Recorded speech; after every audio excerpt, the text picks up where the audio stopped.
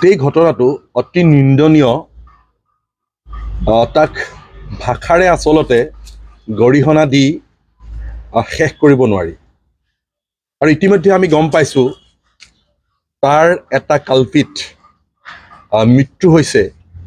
কিন্তু আমি এনেধৰণে ৰাতিৰ আন্ধাৰত মৃত্যু হোৱাটো বিচৰা নাছিলোঁ। আমি আচলতে এই নাৰকীয় ঘটনা সংঘটিত কৰা আটাইকেইজন ব্যক্তিয়েই আটাইকেইটা কাল্পিতেই দিনৰ পোহৰত মৃত্যুদণ্ড দিয়াটো বিচাৰিছিলোঁ। আমি কৈছোঁ যে দোষীয়ে কঠোৰ শাস্তি পাব লাগে, আইনগতভাৱে শাস্তি পাব লাগে, আৰু যি শাস্তিৰ দ্বাৰা যাতে ভৱিষ্যতে কোনো মানুহেই কোনো ব্যক্তিয়েই এনে ঘটনা ঘটাবলৈ যাওঁতে যাতে বুকু কঁপি উঠে, এশবাৰ ভাবিবলগীয়া হয়, তেনেধৰণেই আমি শাস্তি দিয়াটো বিচাৰিছিলোঁ।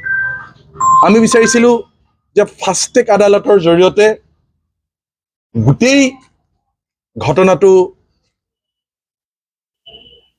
বিচাৰ কৰি তাৎক্ষণিকভাৱে মৃত্যুদণ্ড হওক বা ফাঁচি দিয়াটো আমি অসম জাতীয়তাবাদী যুৱ ছাত্ৰ পৰিষদে বিচাৰোঁ।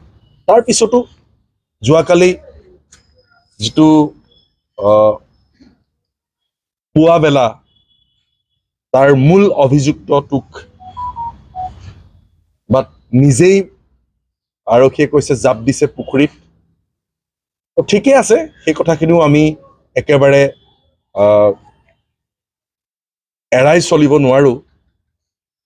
মুঠৰ ওপৰত এনে ঘটনা যাতে অসমখনত নহয়, সেই যিটো যাৱতীয় ব্যৱস্থা, সেই ব্যৱস্থাৰ দ্বাৰা গোটেই প্ৰক্ৰিয়াটো সমাপ্ত কৰিবৰ কাৰণে মই দাবী জনাইছোঁ। আৰু দুজন অভিযুক্ত এতিয়াও বাকী আছে নগাঁও আৰক্ষী। কি কৈছিল আপুনি? দুজনকৈ অভিযুক্ত এতিয়াও নিশ্চিতভাৱে যে দুজন অভিযুক্ত বা দুটা অভিযুক্ত এতিয়াও মুকলি আকাশৰ তলত আছে।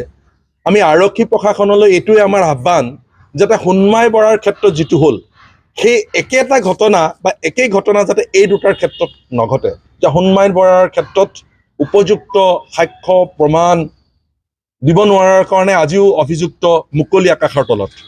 গতিকে এই দুটা যাতে মুকলি আকাশৰ তললৈ আহিব নোৱাৰে, তাৰ যাৱতীয় আটাইবিলাক ব্যৱস্থা কৰিবৰ কাৰণে মই নগাঁও জিলা প্ৰশাসনক দাবী জনাইছোঁ। কিন্তু দাদা, যি মূল অভিযুক্ত আছিল তফিজুল ইছলাম, ৰাইজে দাবী জনাইছে যেনেধৰণৰ শাস্তি হ'ব লাগিছিল সেই শাস্তি নাপালে।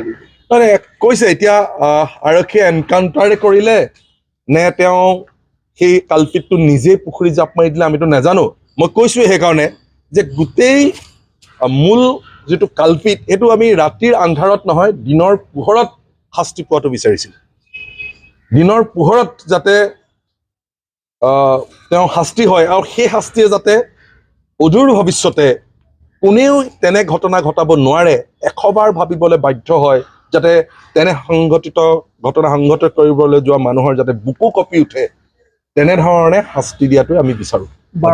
বাৰম্বাৰ ক্ষেত্ৰত সফল সেইটো ক'বলৈ নাযাওঁ, কিন্তু য'ত মিয়া মানুহৰ অধ্যুষিত যিবিলাক অঞ্চল, সেই অঞ্চলবিলাকত মই ভাবোঁ যে আমাৰ সংখ্যালঘু যিবিলাক সংস্থা সংগঠন আছে, সেই সংখ্যালঘু সংস্থা সংগঠনবিলাকে অন্তত নাৰীক কেনেকৈ সন্মান কৰিব লাগে, মহিলাক কেনেকৈ সন্মান কৰিব লাগে, সেই গোটেই যিবিলাক শিক্ষা, সেই যিটো সংস্কাৰ, সেই সংস্কাৰ দিয়াটো খুবেই প্ৰয়োজন।